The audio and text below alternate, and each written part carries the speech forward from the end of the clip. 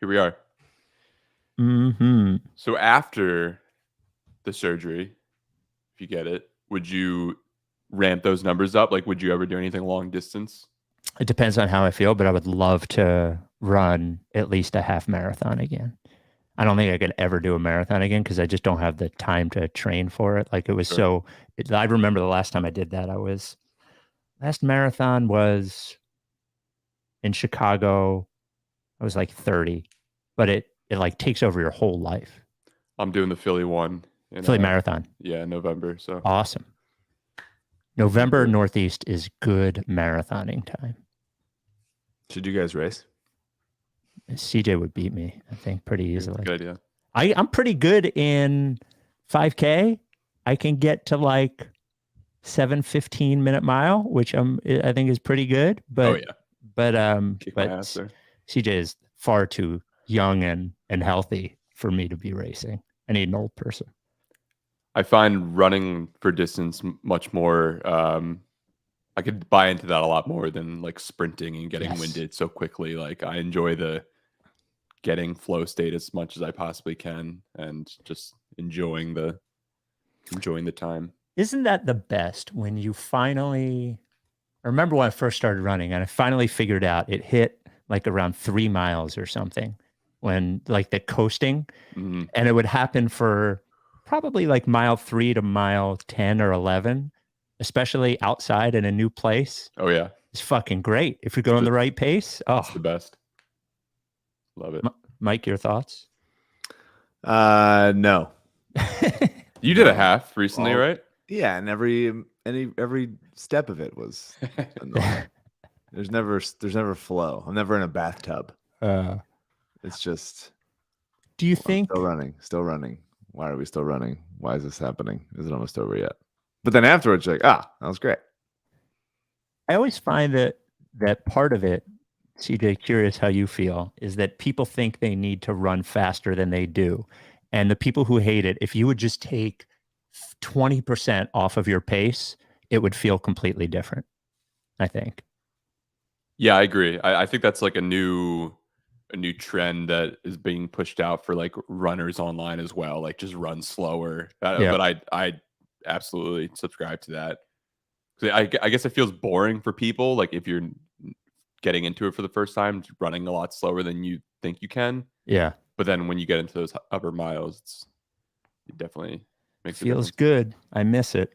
The last time I ran anything longer than like 4 or 5 miles was the Broad Street run, maybe like 7 years ago, 6-7 years ago. But all right, let's start. That started, Mike, because I told CJ I think I'm going to have hip replacement surgery this winter, which will be a nice storyline for the pod. Oh, jeez. Yeah. That seems serious. Yeah, it'll be fun, though. Good story. Give me good drugs, I guess. The Rights to Ricky Sanchez podcast is presented by DraftKings Sportsbook. Sign up for DraftKings Sportsbook by using promo code RTRS and brought to you by MortgageCS. Become a MortgageCS Ricky VIP by going to mortgageks.com/Ricky and Big Barker Therapeutic Dog Beds. Get yours at bigbarker.com/Ricky. Also by Kinetic Skateboarding. Get 9.1% off your first order with code Dave Silver. On the show today, everyone's got great airplane and pooping stories. For now, you can stop sending them in. We'll get to our final couple and then put the hammer down on that for a little while. Also, Joel Embiid sends out a couple of cryptic tweets. The Sixers don't have a roster, but they do have a preseason schedule. Also, the team has increased in value, second most of any sports team this century. Congratulations. Is B-Ball Paul's shot broken? And a listener forces me to answer the cuckold question. And we also get the return of Chip Mitchell. I did mention Kinetic Skateboarding. First thing, if you ordered the Ricky X t-shirts, they have arrived at Kinetic and they will be going out this week. Also, if you missed out on ordering one of those, we do have some extras, very limited, but some extras that will go up on the Kinetic Skateboarding site at some point this week as well. While you're there at Kinetic, ooh boy. I check the Kinetic site like once a week and I go directly to apparel and I go to t-shirts and then I go to sweatshirts just to see what they have. Great stuff you're not going to find anywhere else, as well as the sneakers. If you are a shoe person, They end up with stuff, both raffle and non-raffle, that you're not going to find anywhere else. Go to kineticskateboarding.com and use code Dave Silver for 9.1% off your first order. And also the Carl Landry Record Club, the music podcast I do with Mutlu. We're going to do a live Connor Barwin's Make the World Better Foundation concert is at the Dell in August 26th with Always and Alex G. There is a pre-show tailgate that makes the proceeds benefit the Make the World Better Foundation. Stateside is taking part in it. It is before the show, right across from the Dell. The tickets are $50. You get booze, you get fed, and as well, I will be doing a live Carl Landry Record Club podcast from that tailgate. You can go to the Make the World Better Foundation website or the notes in this pod to get tickets. Without any further ado, Amos and the Chef.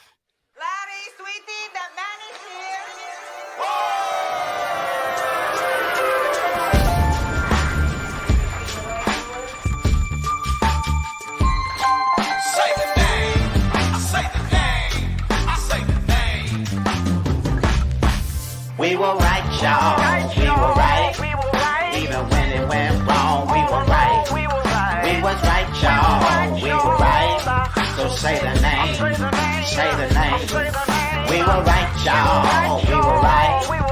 Even when it went wrong, we were right. We were right, y'all. We were right. So say the name. Say the name. Say the name.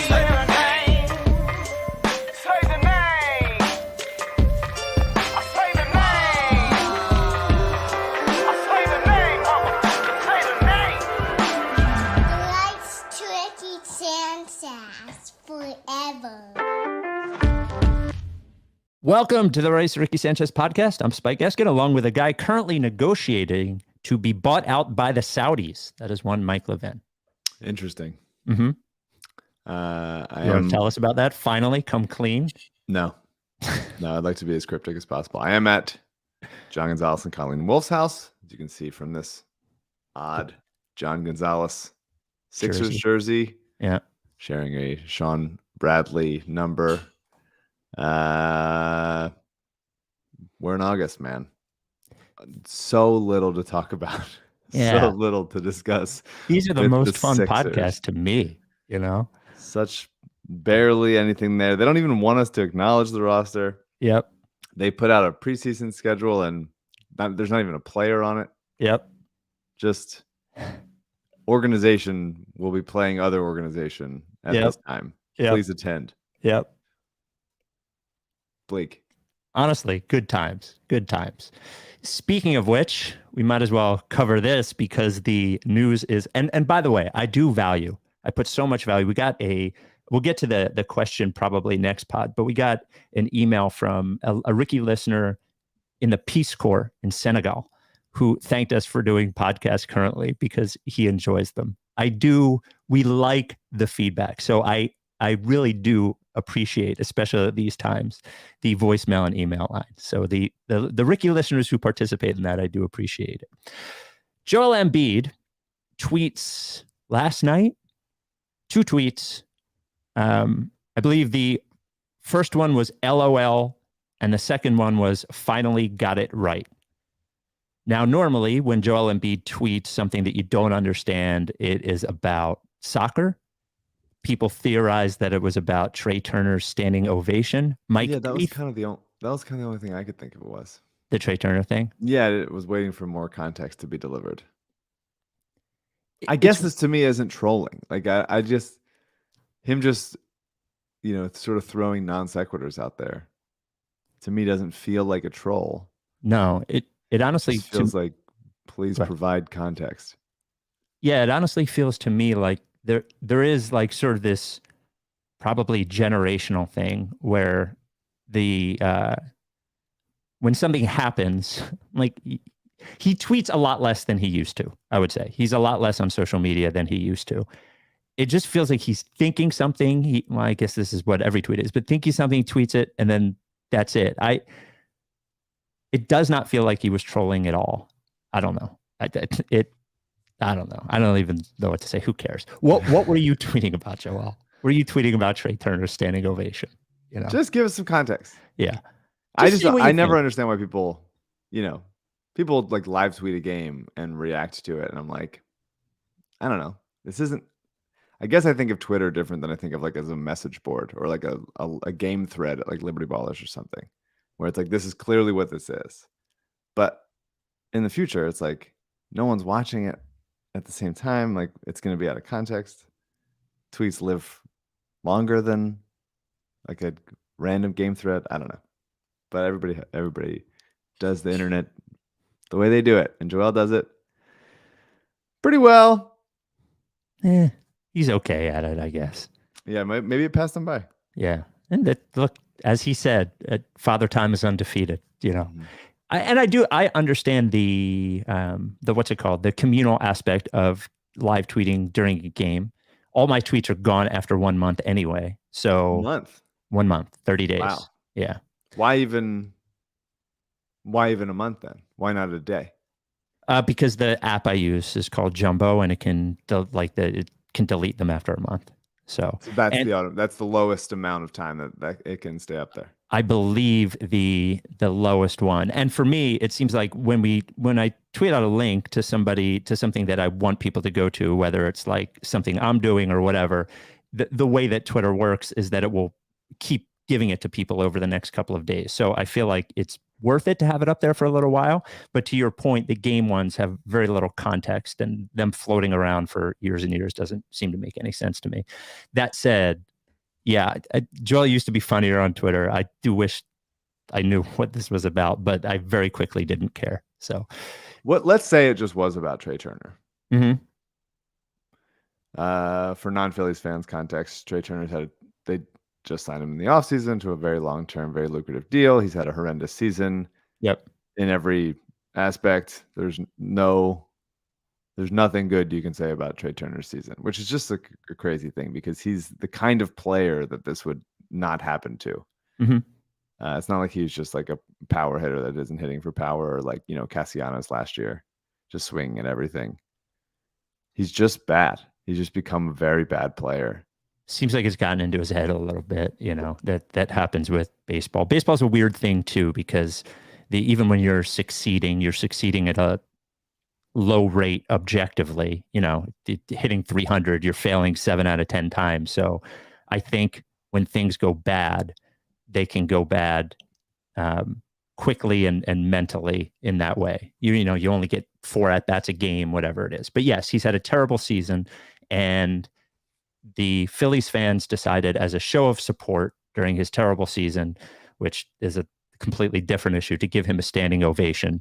And then this would have been a reaction. Because he had like a pretty like blame himself reaction post-game to a previous loss. Yes, he said it was his fault. Yeah, his fault. He was in the cage until midnight, like that kind of stuff, which, I think I feel of two minds about this. This isn't a Phillies podcast, but whatever. It's August. It's a fan podcast, whatever. It seems relevant. Like, you can feel bad for the guy. You can feel bad for what he's going through and be like, man, I'm sure he's really trying very hard to get out of it, this season-long slump he's in. And also feel like giving him a standing ovation after a bad season is a little bit patronizing. Much. Yeah. If I was him, I would be like, shut the fuck up. Shut the fuck up.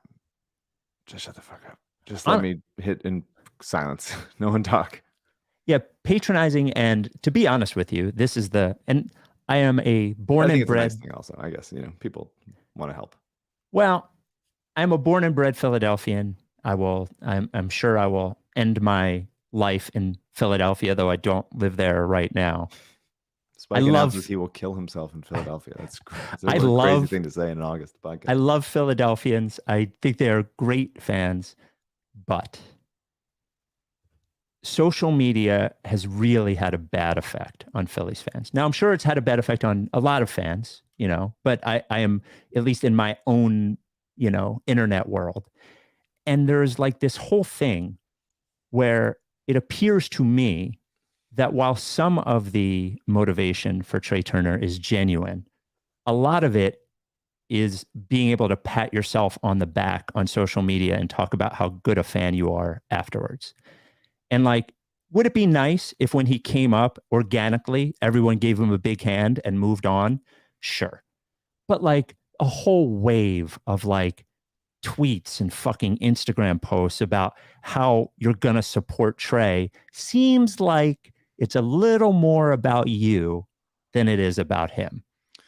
Well, I think that's more of the issue. I don't think it's a social media thing. I think it's when you're a fan of a team, Sixers included, although they are not objectively a team right now. They're just an organization. Well, they don't have any players. They don't have a roster. Yeah, they have to have players. It's hard. You have to like convince yourself in some way that you have some control over it. And I think the way you watch it, and it's like whether it's habits that you have watching it or superstitions or whatever, you have to convince yourself that makes somewhat of a difference. Otherwise, why are you watching? Right. Why are we doing all this? And why does it mean anything to you? Why does it mean anything? All that Right. stuff. So you have being a fan, I think in some way, especially in Philadelphia, it feels like, because we have, a reputation. It centers yourself in the thing that you're not involved in any way. And, especially after what happened last year and the Phillies making such a run and everyone being like, commenting on how loud the park is and how like that, other teams were afraid to play there and stuff. I think that it gave a boost to people to be like, we can make it different. We can like will it to happen. Like Alec Boehm saying he fucking hates it here. He gets an organic, to your point, like big applause the next night. Like that's funny. That's cool. That like shows that like, hey, we want you to do well, but like we're also like there for you. I think it's a good mix. I agree, but I do think the existence of social media sort of amplifies that in a way that it hadn't been previously. Like even to your point about the playoff run last year, when the Phillies tickets were the most expensive playoff tickets in baseball, all I saw was like fucking tweets of people proud of themselves that the tickets were expensive. And I don't think we need to like consistently beat our chest about like how good a fan we are, especially, by the way, when a month prior, the stadium was fucking 3/4 empty. So it's just like, it's a little self-congratulatory for me. I think for you that you are looking at social media too much and reading into like a couple people saying some stupid shit as like more of a wave than it is. That's what I think you're wrong. And that's why you argue with people on social media a lot. But I think you're wrong. You don't think you look at it too much and take it too seriously. Well, I mean, I don't know if it has crossed your path yet, but it is like my job. I know I've been doing this for like the full decade that we've been doing the podcast, but it seems to have gone over your head or around you at some point that my specific job is marketing content, sports content for most of the time, Philadelphians.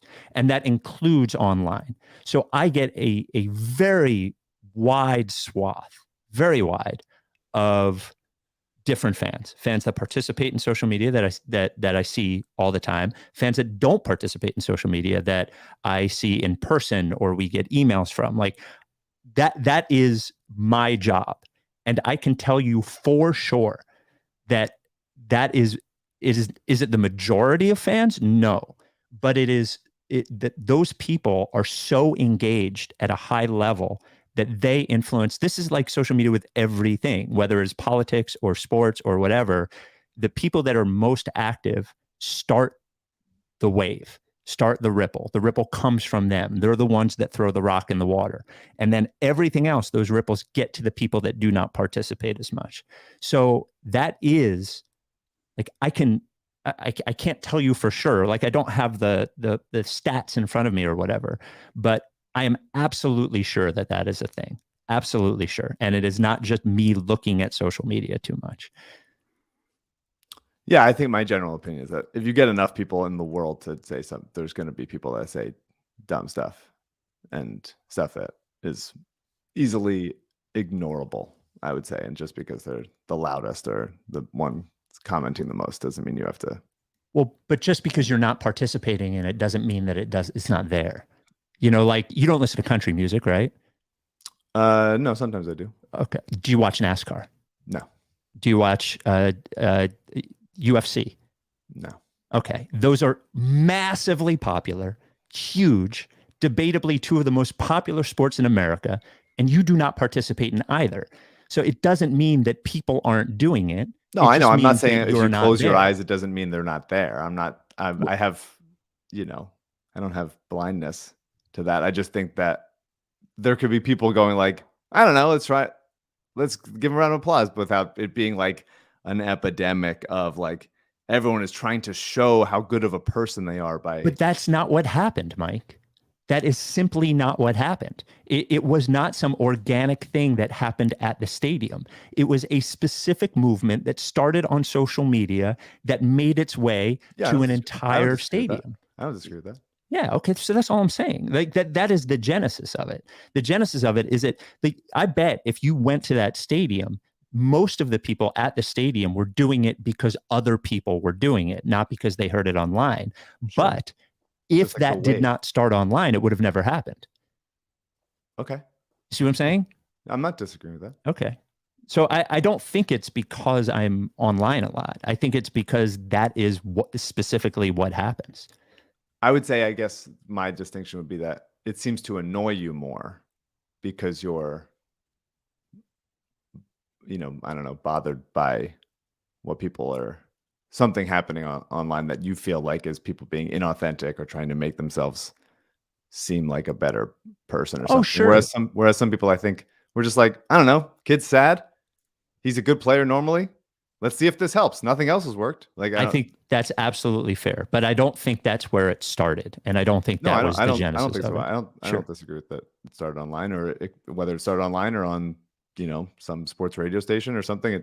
I don't think that would make it a bad thing, I guess, is my thought. I think to bring it back to if that's what Embiid was talking about, the point I would make to Joel is like, they have done that for Sixers players. Oh, 100%. Markel, obviously, the main one. And comparing yourself, which is if we're let's go on, we're under the auspice of that Joel was tweeting about the standing ovation. If you're comparing yourself to that is different. I can imagine that Sixers fans have had your back a million times. Yeah. They did it for Fultz. They did it for Simmons. They didn't do it for Covington. But all that said, it has happened in Sixers world too. So they did Xfinity Live for Covington. Yes, for sure. Yes. So I don't know. I would hope that he is not comparing himself to that, though. For all of the complaints and the talks about his specific complaints about Philadelphia fans and his hints at wanting to leave, he is like more similar to them than I think he would ever care to admit. And I think that is one good thing about him, is that he is willing to whine about that. But it seems like he is one of those people anyway. I actually think he does know, and I think he likes it. Oh, really? That's why he likes it here. Yeah, I think so. He knows that he's similar. Yeah. I don't disagree with that at all. Yeah, I mean, they did. It's just the narrative of like what Philadelphia is and what Philadelphia fans are is just so deeply baked into like what the national conversation is at any time when people like airdrop in and say like, I have to give an opinion about Philadelphia. I guess it's Santa Claus and it's batteries and it's time to say the same thing. But like in reality, over the last number of years, like there's still like obviously like a passion and a frustration, but in reality, it seems like whether it's because of people being more online or whatever or not, like there have been a number of instances of the fans like rallying behind a scuffling player. For sure. More than you would expect. Obviously, there's a ton of booing also, and the fans are not a monolith, but like people just really give a shit. And sometimes they give a shit and they feel, speaking just for myself, sometimes they give a shit and I feel like sad for the guys that they're not playing as well as they should, or would, or like they were playing well and then like it all like lost it, Trey Turner, Dominic Brown, whatever. And sometimes you feel like just fucking pissed that they suck and you want to boo because it's fucking fun to do that. And that's part of the deal. So I think it's not like it's not as simple as I think the national media wants to make it. And I think Philadelphia is also not a monolith in a way of like some people just want to fucking, when you play bad, you get booed. And I think that's fine. But I think also there's a level of empathy there that deserves to be there. And Joel, if he feels like he hasn't gotten that level of empathy, is obviously wrong. Yeah, I think the truth is, and I've said this before, Philadelphia is incredibly passionate, but passion can drive you to operate in extreme ways in both ways. And that's why, by the way, players who have good experiences here never want to leave. And players who have bad experiences here never want to come back. Like, we're a little much, but a little much can be fun if things are going well. So, Mike, the Eagles speaking of another sports team, start their march toward another Super Bowl potentially next week. And I think, wrong button. I think we need a little Vegas Mike in some Eagles futures. So I will tell you that the Chiefs are the favorite to win the Super Bowl this year at DraftKings Sportsbook. Yeah. Plus 600. Where do you believe the Eagles are, and what do you think their odds are right now at DraftKings Sportsbook? I think the Eagles are second. And what do you think the odds are? Well, I think the Chiefs might be low a little bit because the AFC is better. Mm-hmm. And so AFC is good, man. I would say the Eagles are not that far behind the Chiefs. I would say give me plus 850. Mike, I have good news for you. What do you got? You're wrong, but they're plus 650. Wow. Yeah, pretty close. And when you look at the NFC, the Eagles are far and away the favorite. Do you want to guess? To win the NFC? Yeah. At DraftKings Sportsbook. Give me plus 250. Plus 250 they are. Fucking A. There it is. Niners at plus 400. So who is third? Let me guess. Let me just look for a second. Yep. God, what a bad. Yeah. I'd probably say Dallas. Yep. You want to guess the odds? 900. Plus 600. Oh, geez. So basically, the Cowboys have the same odds to win the NFC as the Eagles have to win the Super Bowl, which is interesting when you think about it.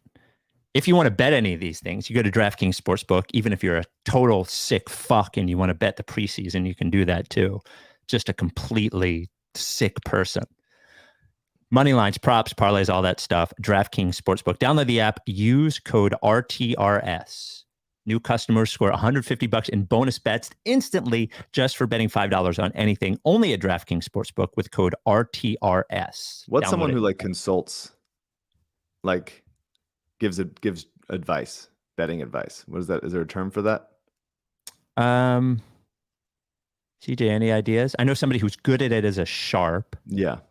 I don't know. In California, we can't use DraftKings Sportsbook, unfortunately. But Dave Reuter texts me and Tanner every morning with WNBA bets. And so I just give advice on that. I'm doing pretty good, but I'm not, it's nice to not have any money on the hook. And I don't know if what I'm doing is illegal. So just giving advice, I don't think is illegal. I think friendly advice. Yeah. Not insider trading. Yeah. I think that's illegal. I think it's legal to give advice. Gambling problem, call 1-800-GAMBLER. You got to be 21. See show notes for details. I did mention the Sixers released their preseason schedule with no players in the image. Huge. They will play their first preseason game with or without a roster, October 8th versus the Celtics. Then bunch of scabs coming in playing instead. Then October 11th. Are they scabs if there's not a work stoppage? Yeah. Okay. Then against the Celtics as well. I would love the scab Sixers. Oh my God.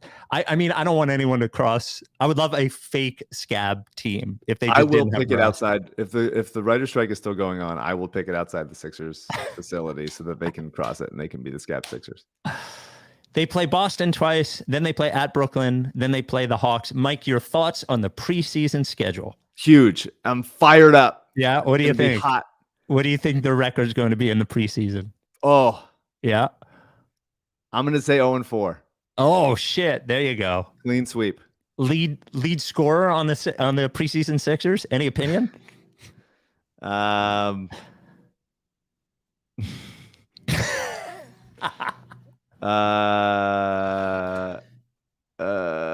Springer. Actually, one last question, and this is about our previous topic. If I was an emailer, I would email this question. Of all the current Sixers, who do you think is most likely to get a pity standing ovation because of a streak of bad games on the current Sixers? Yeah. Well, the last one to do it is Ben. Yep. During the playoffs with the famous free throw shooting guy in the audience, showing him how to do it. Obviously, I would love to have that guy on the pod. If you're a listener, I would love to have you on. It's hard to know without a roster. What if it was the current roster? I would say Maxey. Like if Maxey really just became like he went through like a historic like bad shooting. I don't want to even manifest this, but like 0 for 35 3. Yeah. 3-point run. Then I could see them like being whatever, but I feel like no one else has really earned it in any way. I think the Simmons one is interesting because I think it went from supportive, the same exact cheer, the shoot it cheer, went from supportive to critical almost at one point. Like people were, okay, Ben, you can do it. And then immediately sort of shifted to like, well, you fucking shoot the ball. And it was the same cheer. I think Maxey's a good bet. I think people love B-ball. If he had like a bad free throw streak or something, I think they would get behind him, you know? Yeah. And I do think giving Joel a round of booze, his first introduction this year, would be a nice nod to his tweet. Keith Pompey, if that's what he was talking about. If that's what he was talking about. We don't know, but we filled a half hour about it, so there you go. Yeah. So I don't know where he got this. Keith Pompey of the iPhone alarms and the wet hand tweeted a table which shows increased valuation of sports franchises since the year 2000. Now, the number one increased valuation, and this is a team that was purchased in the 2000s. In the number one team that has increased valuation is the Golden State Warriors. When they were purchased in 2010, they were purchased for $450 million and are now valued at $7 billion, which is a 1,500% increase. The number two team in all of sports that has increased in valuation was purchased in 2011 for $287 million, now valued at $3.15 billion, and that is the Philadelphia 76ers. Mike, your thoughts? I mean, I think if any Sixers fan feels or derives any enjoyment or good feelings or anything at all about this whatsoever, you should like go to the nearest curb and just lay face down on it. Like, who gives a shit? I can't imagine caring less about anything in the world. The one thing that I think is interesting about this is for a while, many sports teams operated in the way that like specific profit in that year was not particularly important, as the goal is to increase the value of the franchise. And you would eventually to sell the franchise for much more than you bought it for. So like paying luxury tax things, not such a big deal. Like specific profit that year was not that important. But when teams are worth $3 billion and not $300 million, the number of buyers out there is much, much, much, much smaller. And something's coming. Like I can't tell what it is. I mean, Adam Silver hinted at it when somebody asked him if a foreign entity would be allowed to buy a team, obviously in connection to the Saudi stuff. And he said, not anytime soon. I would be stunned if the Saudis did not own a pro team within the next 3 years, because I don't know where people are going to come up with $3 billion to buy teams. Yeah. Like I legitimately don't. And I think what's going to start happening just naturally is like the teams willing to operate with high payrolls without financial, value that specific year, like to specifically make profit, is going to go down. And I don't know when it's going to happen, but it seems like there has to be a shift. I mean, you know, Harris Blitzer bought the Washington, the what are they, Commanders, but there were a lot of people involved in that. Like there was a big group of people that had to buy that team because it was so expensive, which the leagues don't particularly like. They don't like these giant, you know, groups of people. I don't know. I think it will be, I know this is not really what we focus on the podcast, but I think it will be interesting because there's not a lot of people that have $3 billion to buy a sports franchise. And I do think it is related to the venue thing on some level with the Sixers, because I do think they would like to start turning more ways to make money year over year and not just increase the value of the franchise. But yeah, I mean, it'll only be interesting to me if they decide to sell at a certain point, then that becomes interesting. And right, like who will buy them? Probably very shady. We don't look. There's no one that could buy the Sixers that would be like, yeah, but like the current ones are probably like on the better side. I don't know. Who knows? Well, I mean, all things considered, man, it's like whatever. There are far worse ownership groups than Harris Blitzer, is what I would say. That is my point. I know people love to look, shitting on owners is fun. The best. There's no need to celebrate fucking owners, but I would say to Sixers fans, like, you have it pretty decent, you know, all things considered, I think. Has Josh or David ever been taken with their shirt, picture taken with their shirt off? No, only former Sixers owner Michael Rubin. That's good. CJ, could you find that photo? We put it up. Just talk about the shirtless photo. I don't need it. All right. Well, just in case no one has seen it. I don't need it. It's burned into my brain, and I'd want that picture to fade. So we got an email from, I believe it was from, what's her name, Serena or something, asking why in the Ricky X episodes we did not do any sort of tribute to Chip Mitchell. Now, Chip Mitchell has been a regular emailer over the last several years. Not a ton of emails, but the emails are always very particular and very strange. Oh, there we go. Mike, your thoughts on Michael Rubin with his shirt off? Have you seen the when there's become a trend whenever like doofy looking guys just take a picture looking straight at camera? They're become I forget who started it. It might be David Roth, but there's a caption where it's just imagining them saying, I threw up like a kid.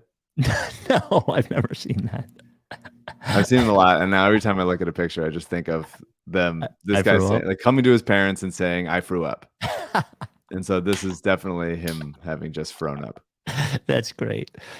So we called for a Chip Mitchell email, and Mike, I have good news for you. Mm-hmm. We have received an email from Chip Mitchell. There it is. I can confirm it is from the Chip Mitchell, as all Chip Mitchell does usually is reply to his previous email. So it is a straight email chain. So I have all of them. And the one thing that you don't get to experience when I read back the email is that he capitalizes a number of words that make it funnier when you read it. I will try to emphasize those words just so you get a little bit of the picture. But here is the most recent update from Chip Mitchell. Dear Mr. Spike Eskin, imagine my delight, sir, to hear you mention my name on your podcast yesterday. What a coincidence.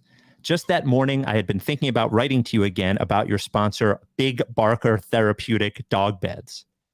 Recently, I attended a barbecue at the home of Elise Horvat Powers, a friendly local woman who likes to barbecue. I didn't know anyone at this event, but that's okay because I am excellent at making chit-chat. I use a technique called mirroring, by which I adopt the same facial expression of the person I'm talking to as a way to connect more deeply with them. Mirroring also means that if I ever get lost in the conversation, I repeat the last 2 or 3 words the person said, but slowly and more thoughtfully. This works because people like to feel heard. One of the people I met that afternoon was a guy named Don or Ron or Dan, who said that he works for a company that makes dog toys. In fact, Don or Ron or Dan said he is the man who perfected the dog treat ball. His secret is geometry, he said. We were standing there eating dip, so I made an impressed face. Another man called Carl or Klaus asked Dan or Don or Ron if he has a dog toy that will make his girlfriend's dog love him because his girlfriend's dog hates him. Don or Ron or Don said no, and I laughed. So I laughed. So I laughed. One lady said, "Oh no, that's a bad sign, Carl or Klaus." And she laughed. So I laughed. "Bad sign," I said. Carl said maybe it's because the dog sniffs out my dark soul, which is a strange thing to say, but he laughed and she laughed and everyone laughed. I waited for the laughter to stop. I asked Carl if perhaps the real issue is shame. Some people, I said, can't feel love because they carry a secret shame. I read about this in a magazine I found on Delta Airlines. So maybe it's not the dog's fault, but it's all the secret shame you feel. Maybe you should work on that instead of asking party guests for dog toys to fix your problems. I was being helpful. By this point, everyone was looking at me thoughtfully. They were thinking about Carl's secret shame. His name also might be Klaus. I said how unable to accept love because of shame is the story of King Lear and many other wonderful books. I was trying to make Carl feel better because there's obviously something wrong with him. Carl walked away, but other people were still looking at me thoughtfully, so I had the floor.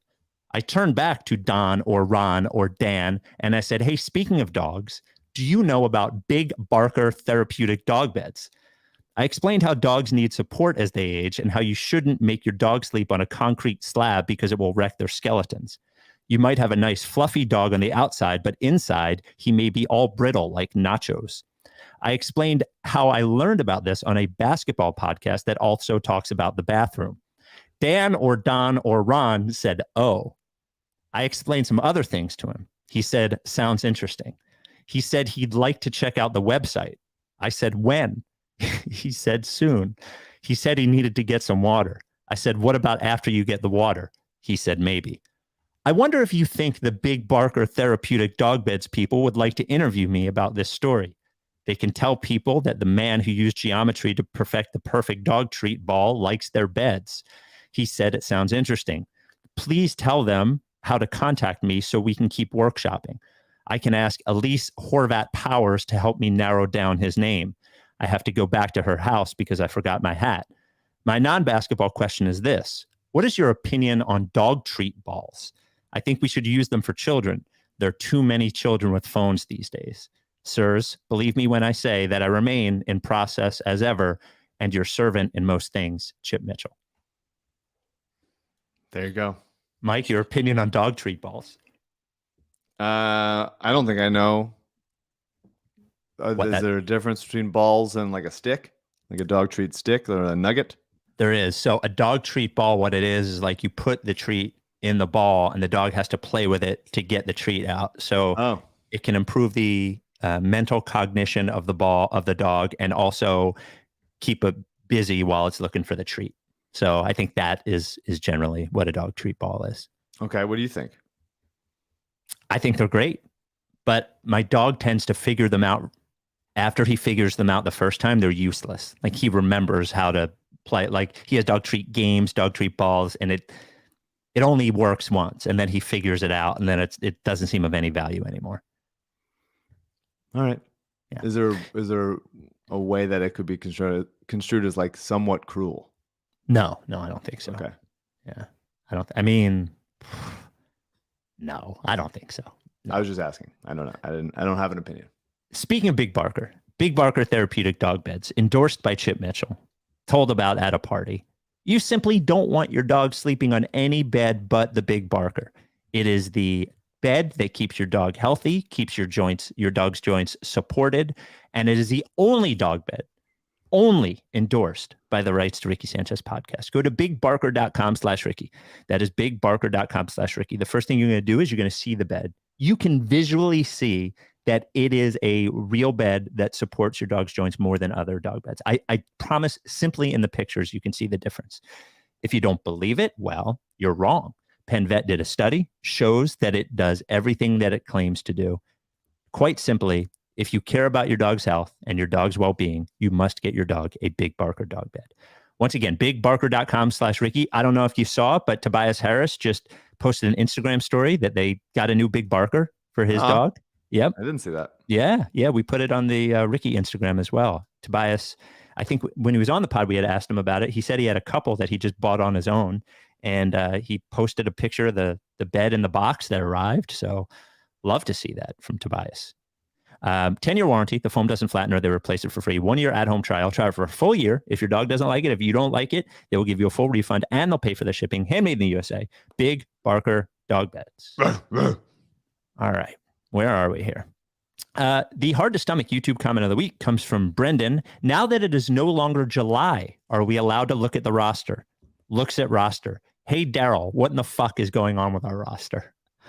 Now, he did say July. Daryl did say you shouldn't look at the roster in July, and it is August. Mm-hmm. Do you feel like we are at a place where we can ask what is going on with the roster? No, I think we got to give him another month. Yeah. Mr. President, we're going to give August you for Mr. President, our colleague, Mr. President. I think we want to give him another month before we really dive in and acknowledge that there's players in this team. This comes from Joel. It was not Embiid, different Joel. So it might be Joel. I don't know. Hi, guys. I love how much you guys love B-Ball Paul, but you're being too soft on him with his appearances and videos thereof playing ball around Philly this summer with amateurs. His shot looks broken as fuck. Mike, you're a basketball coach, and you guys purport to be fair, so I don't know why you're not on Paul's case. Maybe he should be spending less time dunking on people with day jobs and more time working on his mechanics. Thoughts? To me, it's really, I think I'm not a big change your shot guy. Okay. I think that for the most part, these guys have been shooting like this for a long time.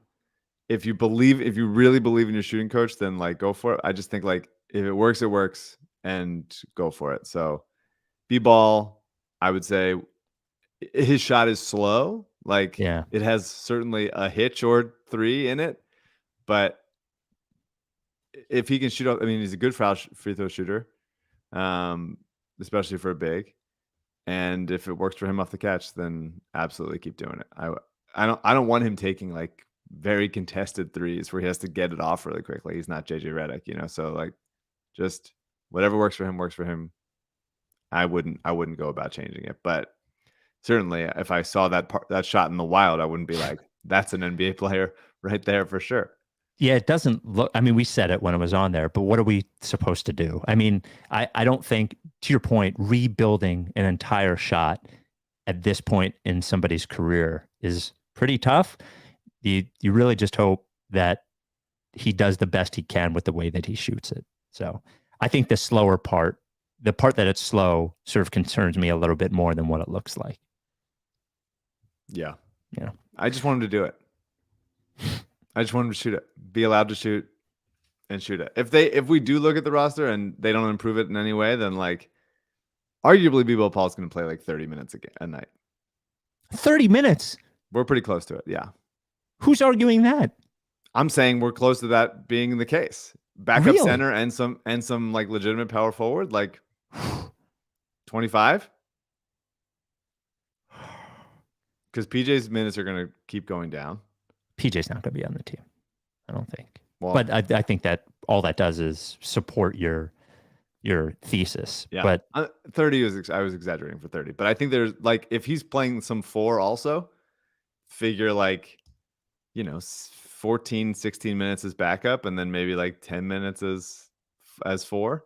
I figured him as more as an 18 to 20 guy, but I don't know. We'll see what we see. That's plenty. That's a lot for old friend B-Ball. 833 Lickface is the voicemail number. Hey, Spike, Mike, and Daryl. Dusty from Audubon here. First time, long time. Calling to offer some clarity during a tumultuous time in Sixers fandom. A lot of people frustrated with the lack of moves and wanting to get excited about the new team and the new coach. I'm here to squash that. Do you know how many coaches have won championships with 2 different organizations? It's 2, Phil Jackson and Pat Riley. It's actually 3. A guy named Alex Hannum did it with the St. Louis Hawks, and oddly enough, the 76ers. 58 and 67, but that was a long time ago. Feels like it shouldn't count. A lot of segregation, things like that going on. So do we really think Nick Nurse is going to be the third coach in modern NBA history to win championships with two different organizations? No, it's not going to happen. He might get us out of the second round. That'd be enough to party in the streets, grease some poles, but that's our ceiling. So, everyone should take solace in that and just sit back and enjoy the growth of Tyrese Maxey, the unpredictability of Paul Reed, and what will surely be the last season of greatness of Joel Embiid in a Sixers uniform, and just wait for that inevitable trade request and 2024 rebuild. So, cheers. Obviously this very slow talking person felt that there was just too much optimism and had to tamp it down. Like, I get it. Everybody's feeling too good about the Sixers and that Nick Nurse is going to make all the difference. We're not looking at the roster. Yeah. Not really an issue. I think that this is just the wrong way to look about the world. Like, if Nick Nurse hadn't won a championship in Toronto, would that mean that he's more likely to win one here? And we could, just because of like a stat that says that only two coaches have won in separate places. I don't think that matters. I think they're fucked for different reasons. That is not the fact that Nick Nurse already won a championship is not one of them. I agree.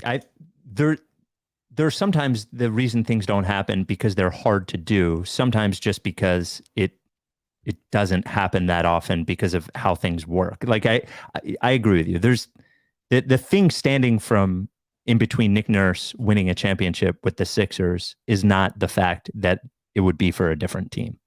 That's it. It's just like great coaches probably don't get the chance to coach for that many teams, and winning a championship is hard. So there are a lot of reasons not to believe that the Sixers are going to win a championship. The fact that Nick Nurse already won a championship with the Raptors actually gives me optimism instead of pessimism. Like, it means that he has the ability to coach a team to win a championship. And the fact that he won one more recently than Doc had won one. Right. In 08.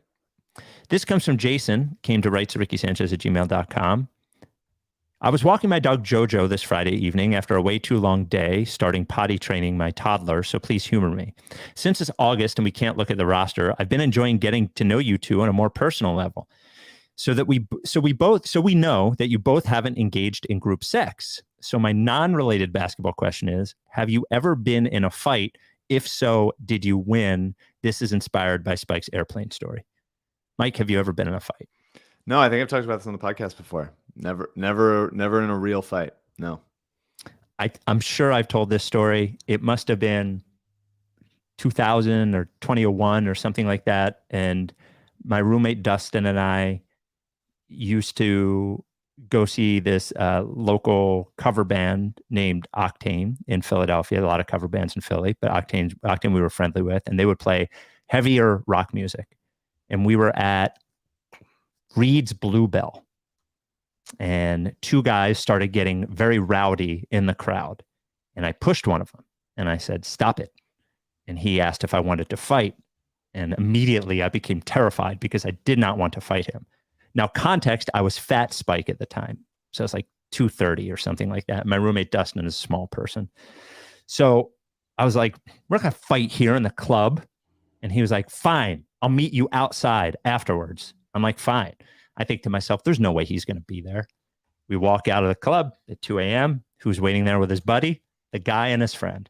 Wow. Now there was a big guy and actually meet you outside. Correct. This story is on a after school special in 1984. Yeah. So I'm like, fuck. So there's a big guy and a small guy. So we are theoretically evenly matched. And he wants to fight me. And I'm like, we're not going to fight here in the front of the club. So he starts to walk into the back of this gravel parking lot. And we get to the back of the gravel parking lot. And we're just yelling at each other, like two groups of guys who do not want to get into a fight.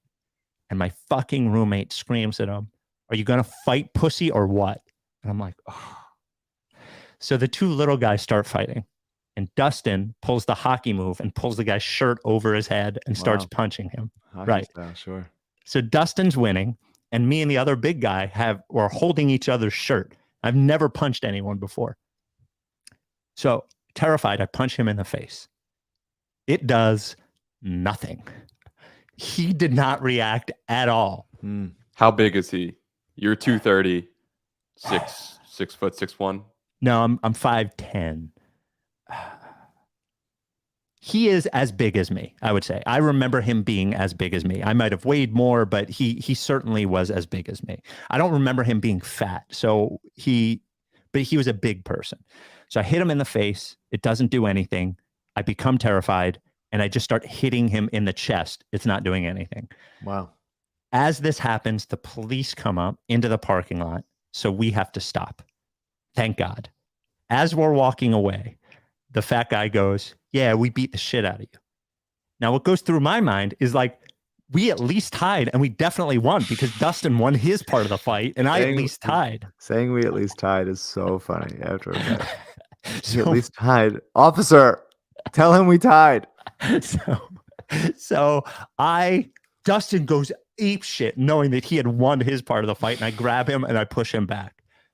We are so amped from this experience.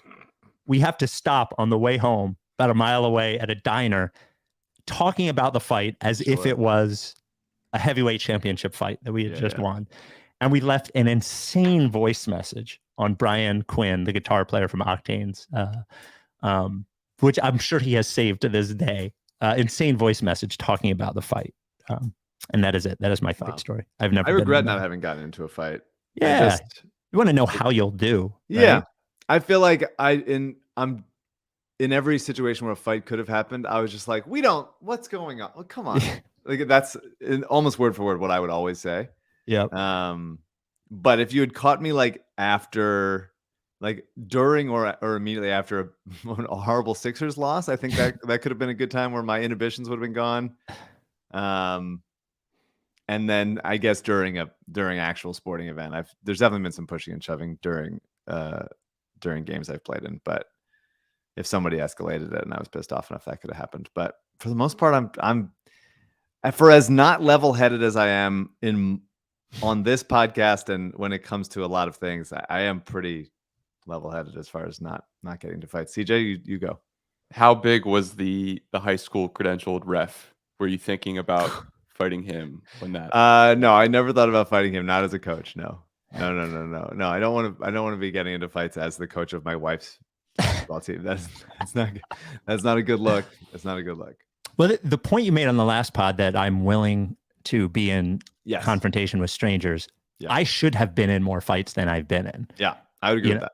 You know, I did get punched once in the face in front of the principal's office at Episcopal my junior year by Andy Boyle. This guy who used to be a friend of mine who everyone just tormented for 2 straight days. And I think I got the very end of it. And he punched me and I fucking went down. And that was it.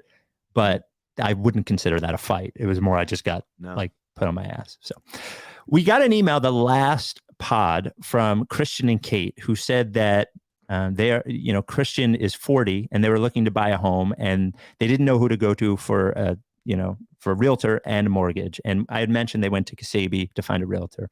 They went to MortgageCS. And here is Christian's note. I reached out to MortgageCS and wow, the most amazing, knowledgeable, professional, and kind people I could imagine working with. Ben and Alec were there every step of the way and explained everything to us. Melissa and Shannon helped guide us through various parts of the process, and Ben even drove an hour to be there in person for our settlement and brought us coffee. My wife, our realtor, and the settlement agent could not believe how wonderful they were to work with. We did this all in a hurry. We found the house, got the mortgage, and closed all within a month. I write this today on moving day, so completely fulfilled and happy and excited that my family gets to spend our life in our dream house thanks to this weird, wonderful, and unexpected community. Amazing. I've been recommending MortgageCS to everyone I know. I hope you read this email on the pod.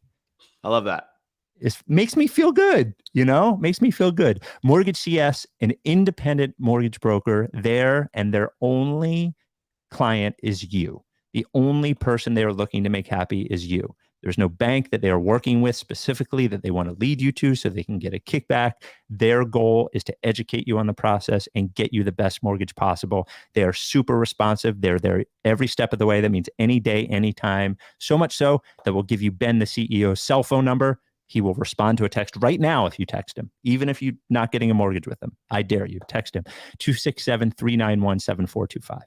267-391-7425. Go to mortgagecs.com/Ricky. You can see the amazing little microsite they created for our listeners. You can set up a consultation there, or you can call or text Ben. Once again, 267-391-7425.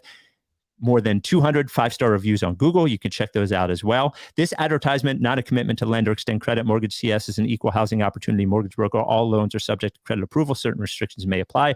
Company NMLS 1464766. Visit mortgagecs.com/Ricky for more information. 833 Lickface is the voicemail number. Oh, much love, Spike. Thank Coach Mike. Honestly, Spike, I don't like that you made Mike answer the cuckold question without you yourself mentioning which Sixers player you would have do it. I would actually personally pick Harden because I don't want my woman to have a good time if I'm not. And also, I know halfway through he's going to quit. Love the show. Keep on keeping on. It is a great question or a great reasoning that you would pick. Now, the question came in the last one from a very bored emailer who asked, which Sixers player would we want to be in a cuckold situation with? Right. Which Sixers player is the worst at sex, I guess, is the... Honestly, so I've been thinking about this. The rationale of wanting to be like, I don't want them to have a good time, which I get if you're being forced to, and this is the scenario. If you don't have another option. Well, it's like, well, but it's also nice. Or would you want them to have a nice time? Is it, I guess I go back and forth. If it's going to happen, be like, well, if it's going to happen, it's going to suck. Then like, well, that's a shame that we're all upset. I'm picking Embiid. Like, wow. I guess what I would say is that if this ends up becoming public, at least I have the best player on the team. The guy won an MVP. Like, sure. You know what I mean? Like, look, I don't think it is. I'm not judging anyone. I don't want to say that we are in a cuckold situation with anyone. That said, if I got to say it out loud, give me the best player on the team. Give me Embiid. Like when you lose in the playoffs, you want the team to beat you to win the championship. For sure. You know? Hey, Val. Feels less bad. Joel's coming over. Okay. Later, I'm going to watch. Okay. And maybe we can all hang out after. Right. Just to like chat. Rob asked in the YouTube chat, Brian Quinn, who is now in Candlebox. Yes, that was the Brian Quinn who was in Octane, who we called right afterwards. He is now in Candlebox. This comes from Cray, who is editor of the Daily Thunder. We have a lot of Thunder adjacent listeners, actually, I've found. Like Mike. We love the Thunder. Absolutely. Like Mike, I've always been weirded out by the insistence on addressing people with the formal coach before their name, particularly when someone is no longer even coaching a team. It's pretty common for former coaches to keep engendering the coach title from their broadcast colleagues when they're in between jobs, but Herm Edwards takes the cake. He's clearly convinced everyone in the world that his only appropriate title is coach. Never Herm, as I've heard him referred to anything other than coach by someone dialoguing with him. Not only has he held on to the honorary title while unemployed as head coach for as long as a decade at a time, he once role-played on film as several actually employed NFL coaches for a bizarre ESPN segment that felt like a parody but actually wasn't. He gave preseason pep talks to teams as he imagined their coaches would have at the time. Unfortunately, I've never been able to recover the clips I remember from these earlier days on the internet, and my only remnant of proof is the attached screenshot I took at the time of Edwards in a cutoff hoodie, which he donned for the portion of the segment in which he inhabited Bill Belichick himself giving a locker room speech to the Patriots. One of my goals in life is for this segment to be more well-known and Herm Edwards to be recognized as the platonic ideal of the coach who most shamelessly wants to be recognized as a leader of men archetype. I can't imagine anyone else with the drive to cosplay Belichick with a straight face to a national audience. I think the image is great on its own, but if any more adept internet sleuths from the Ricky Army could dig up this full segment, we'd all be better for it. Mike, any thoughts on that? I mean, yeah, just this idea that coaches deserve a level of like respect from strangers, random peers. It's not like, or really any job that is a job that you feel like deserves other people's like respects or like subservience, I just feel is very bizarre. And so like, no, Herm Edwards or Nick Nurse or anybody, I'm not going to call you coach. Like, you're not my coach. You are not. You're not. I'm not gonna, just because like Spike, you're like, I don't know. You're a boss. You have employees. I'm not going to call you boss. You're not my boss. Like, what are we doing? Like, I'm not going to do that. It just doesn't. It's bad, and it makes everybody look weird when you go like, you're actually supposed to refer to me as judge, and it's like, well, you're not judging my case right now, pal. Get out of here. I think it's stupid. Well, how do you feel about former presidents still being called president?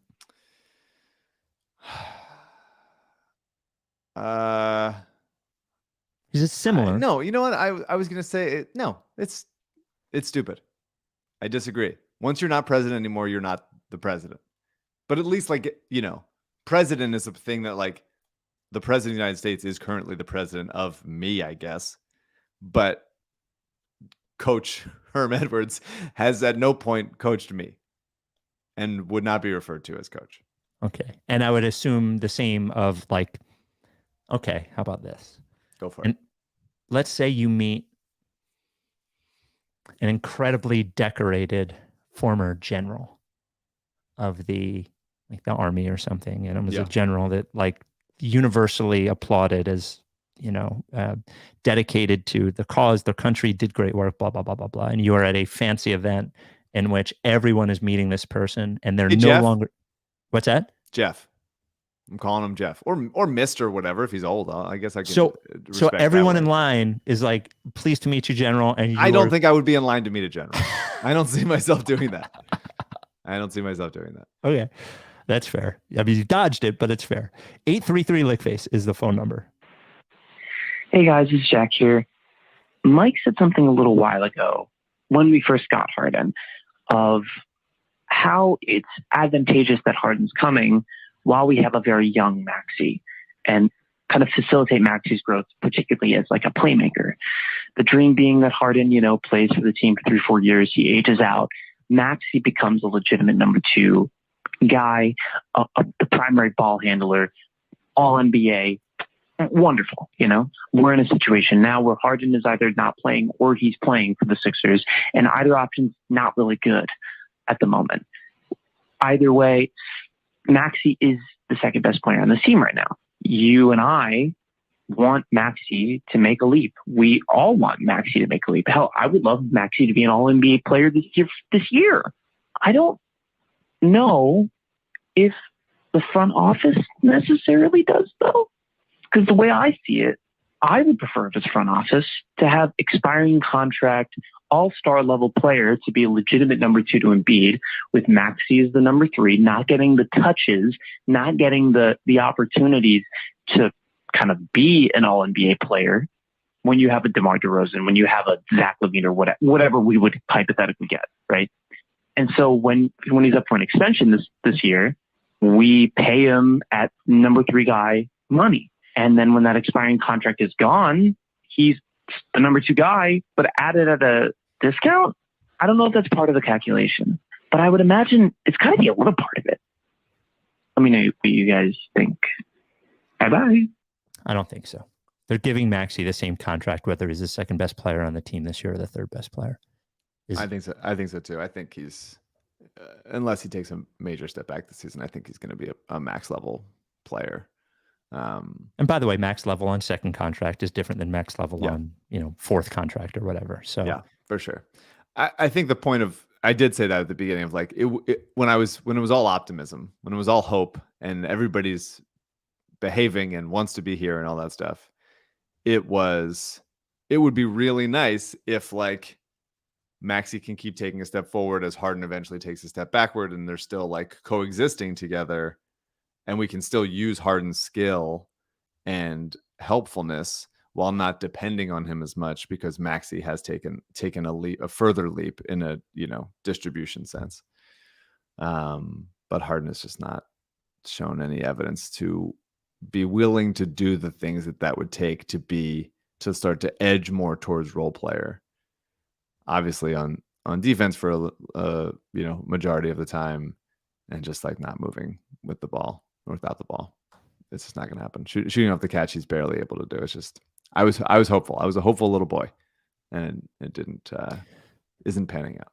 Honestly, most of the things where they learn from X player, totally, it just doesn't work. But that's how I feel about, like, hey, bring in Earl Watson in 2013. Right. Show whoever how to be a pro. Players always give more credence to that, and I like it generally when players are like, hey, when I was a rookie or when I was second year, like, I learned from Elton Brand as an example, and he taught me how to be a better pro, showed me around, all that stuff. I think that stuff matters, but I don't think as far as like on court help, that generally is like a thing that works. Hey, you're a worse older player, like, why don't you show this young guy how to handle himself? Harden is still active, especially when they got him, actively good. And there could be like a push, a give and take from those two guys that I was hopeful for. But it wasn't just like hey, here's a veteran, like this veteran will automatically help this young player. Because a lot of times veterans, like young players, like, this fucking asshole kid is trying to take his job. Yeah.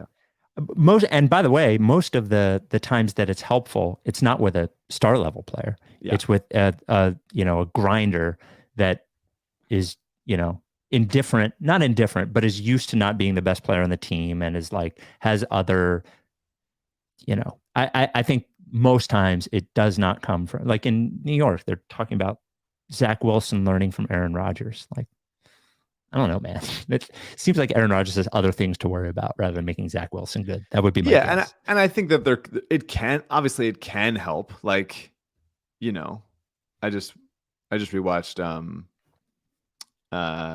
Cole Hamels' no-hitter, all the outs from his last game, which was just incredible. And I remember I cried afterwards. It was emotional. It was awesome. That was a crazy time that happened.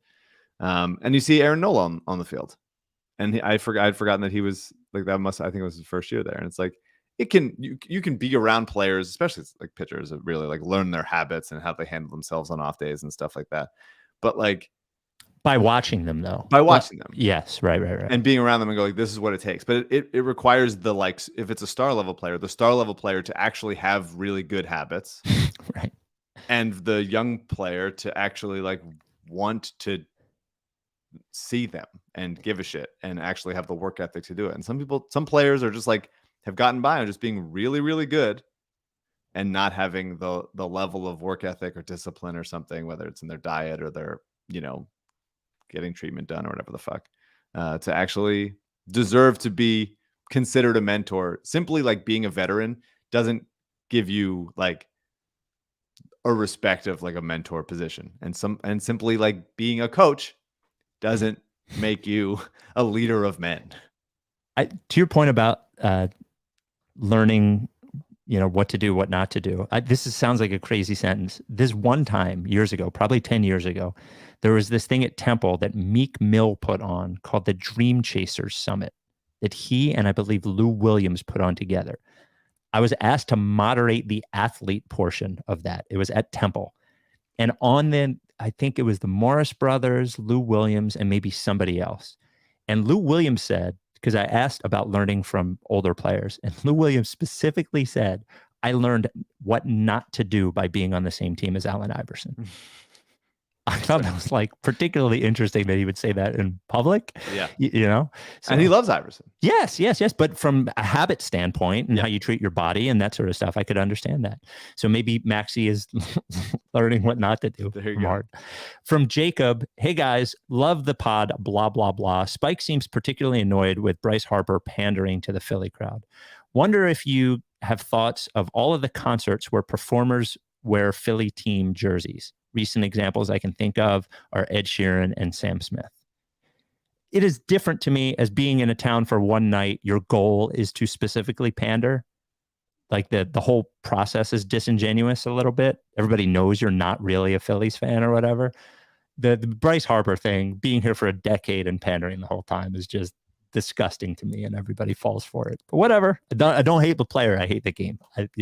It's not. I have nothing against Bryce Harper. It works, but it's amazing that people seem to fall for it. I have nothing against the pandering. Yeah, I know you. That's what he should be doing. Yep. Better than not. If he wasn't playing hard, sure, and like giving a shit, then the pandering would feel fake and false and bullshit. But he signed a huge contract, no trade clause, or no like outs, and no trade clause. He plays his ass off. Yep. I think it's good that I don't know. Let him wear the Fanatic suit if he's out. Let him fucking be Swoop. For sure. He should do whatever he wants. Be Swoop. Let him be Swoop. Oh my God, what a moment that would be. Mid-November, Swoop runs out onto the field, takes the head off, and it's Harper underneath. That would kick ass. Yeah. Pander all you want. I would actually support that. You have to go to the next level pandering, and that would be. I hope the Eagles and Phillies steal our idea. Like if Maxey started pandering and doing that, it'd be like, hell yeah, amazing. You're the best. Keep doing it. If Harden doing it would then be like, come on, man, we know. I will end on a voicemail and an email, and I would like to just sort of put the gauntlet down that we don't want any more of these stories, but these two stories I felt like were good, so I will allow them on the pod. 833 Lickface is the phone number. Hey, Spike, Mike, CJ, and Mr. President. Longtime process truster since the Drew trade. Been on file to process Chicago, Milwaukee, and Austin, San Antonio. Bought a house from Savvy. I was listening to the poop joint story here a second ago, and it reminded me of something when I played high school football. Going into the locker room one day, into the bathroom, we had these two twins. They were crazy middle linebackers. They were both sitting perched atop the stalls, dropping turds down into the toilet like target practice with a crowd of people surrounding them cheering. About the craziest thing I've ever seen involving poop. I turned around and left right away. I didn't want to watch. Wondering whether you guys would have stood around to see and watch the poop droppings or not. Also, Spike, you're a hero for shutting down the plane guy who tried to get up early. You always mention the bubbles. There's no bubbles in iced tea. I'm just curious, who hurt you with the bubbles? Did someone make you think there's bubbles, or someone claim there's bubbles? Obviously, there's no bubbles. I never even thought about bubbles in iced tea. I'm curious where the iced tea bubbles come from. All right, guys, trust the process. TTP. All right. Now, the first thing is somebody will definitely figure out what team that was based on the fact that there were two twins on the high school team and one was a crazy middle linebacker. Question is, if you had gone into the locker room and seen two football players standing on top of the stall pooping into the toilet with like it was target practice with everyone standing around and watching, would you stand and watch, or would you leave immediately? No, you get out of there. I would hope someone would record it so I could then watch the video of it. Yeah.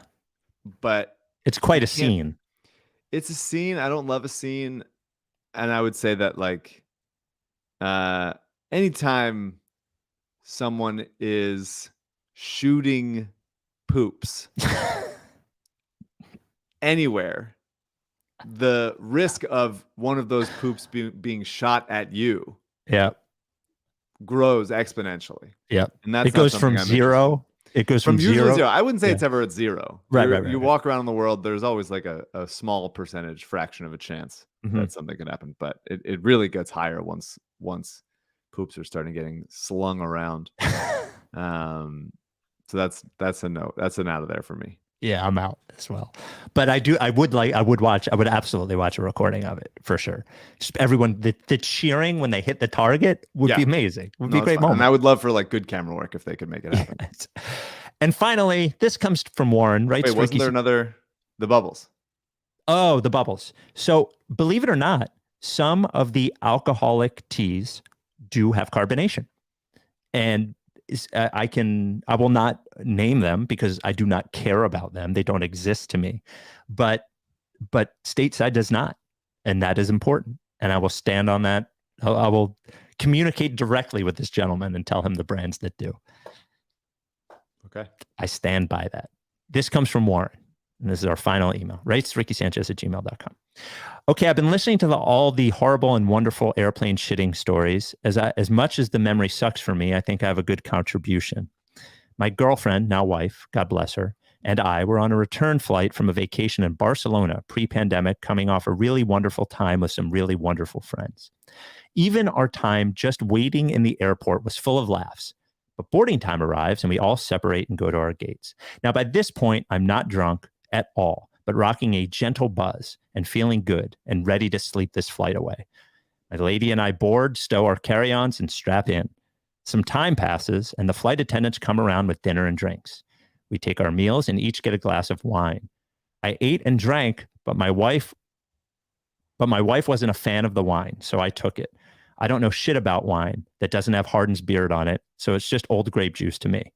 This was a mistake. I don't know what kind of shit they were serving on Delta flights, but I'm not joking when I say I've never been so drunk so quickly. But it wasn't a good drunk. I was extremely hot, lightheaded, and to make things worse, I had to shit badly. I was trying my best to fight it because the idea of shitting on a plane grossed me out in the moment, but I just couldn't hold it. So I leaned way too close to my wife's ear and loudly whispered that I was going to the bathroom. To hear her tell it, she instantly knew something was wrong. I got up, stumbled down the aisle, and I woke up in the arms of some lady sitting 3 rows shy of the bathroom. I had completely blacked out. Now what feels like a half plane full of people are staring at me. The flight attendants are rushing over. A bunch of strangers are struggling to help me get up in an aisle that's like 3 feet wide. And I have to shit so badly. My wife rushes up, says something, and I just dart away to the bathroom and lock the door. I'm fucking mortified. But the only thing I could think to do to calm down was repeatedly tell myself, just go shit. So I take a seat and let loose the loudest, longest fart I've ever experienced. Didn't even drop a nugget. After what felt like several years, there's a gentle knock on the door and I hear my wife's voice asking, "Are you okay in there?" All I could say was, "Yeah, give me a sec." Finally, I get up, wash my hands, and open the door. The silence I walked into made me want to open an emergency door and jump. I took my seat, my wife held my hand, and all she said was, "This never happened." A flight attendant brought me some ice cream, and the rest of the flight didn't even matter because how could it? Anyway, all that is to say, airplane bathrooms are the fucking worst, and I can no longer drink before or during any travel.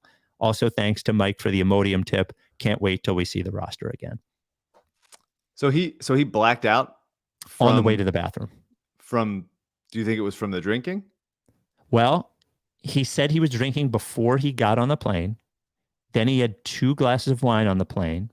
And when you're on the plane, alcohol has a more significant effect in the air than it does on the ground. And my guess is between being hot and overheated, as he said he was when he was too drunk, and the alcohol and like being dizzy or whatever. Maybe he got up too fast or something. Yeah. Tough. Tough for that lady. That's a good wife, man.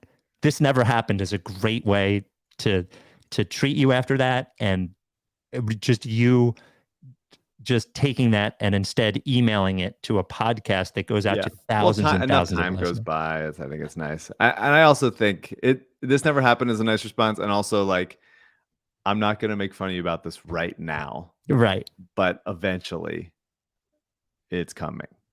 I think is also a fine response. Yep.